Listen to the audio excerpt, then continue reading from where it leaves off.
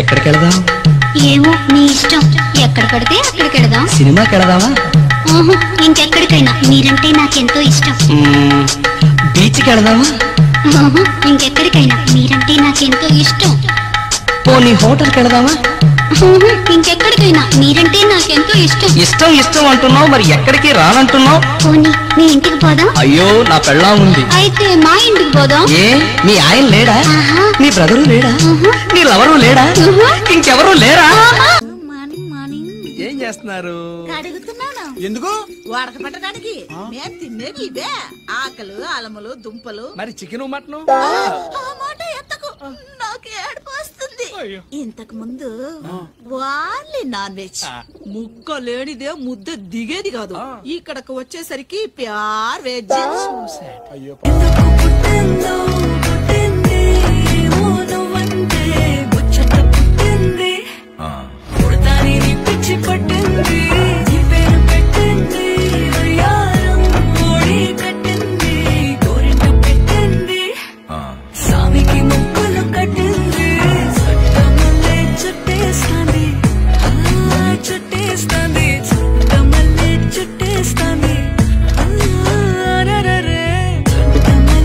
సే రాక్షసి, నిద్ర లేవగానే నీ ఆలోచనలే, అండ్ నా ఫ్రెండ్స్ తో ఉన్నా సరే నీ ఆలోచనలే.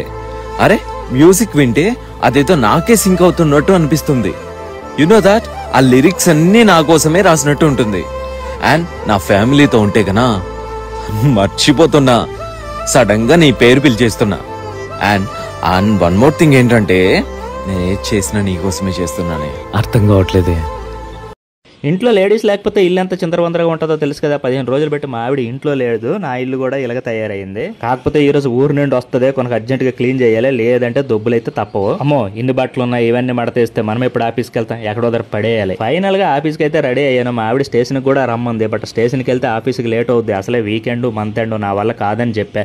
బట్ మా ఆవిడ కోపంగా ఉంటది. మా ఆవిడ కోపాన్ని తగ్గించాలంటే నేను ఏదో ఒకటి చేయాలి. అందుకని నేను టిఫిన్ తీసుకొచ్చి ఇంట్లో పెట్టా. ఫైనల్ గా ఆఫీస్కి అయితే వెళ్తున్నా, చిన్న చిన్న చినుకులు పడుతున్నాయి, అయినా తప్పదు కదా. ఆల్మోస్ట్ ఆఫీస్ దగ్గర రాగానే నాకు ఒకటి గుర్తుకొచ్చింది. ఇంటి తాళాలు తీసుకొచ్చాను, తన దగ్గర తాళాలు లేవు.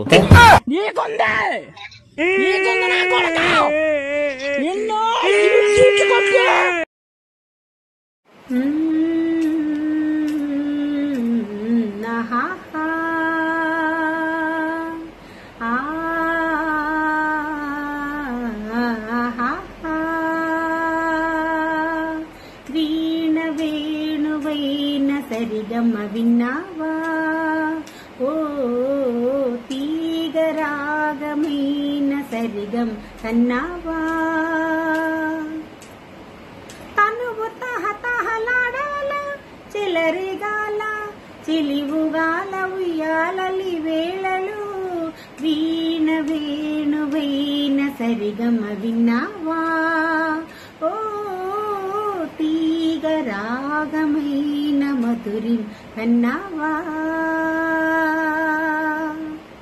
గజ్జె ఘల్లుమంటుంటే గుండె ఝల్లుమంటుంది, గజ్జె ఘల్లుమంటుంటే గుండె ఝల్లుమంటుంది, గుండె ఝల్లుమంటుంటే కవిత వెల్లువవుతుంది, గుండె ఝల్లుమంటుంటే కవిత వెల్లువవుతుంది, గజ్జె ఘల్లుమంటుంటే గుండె ఝల్లు. పిల్లగా ఎక్కటేసి చూడకపోతుంది.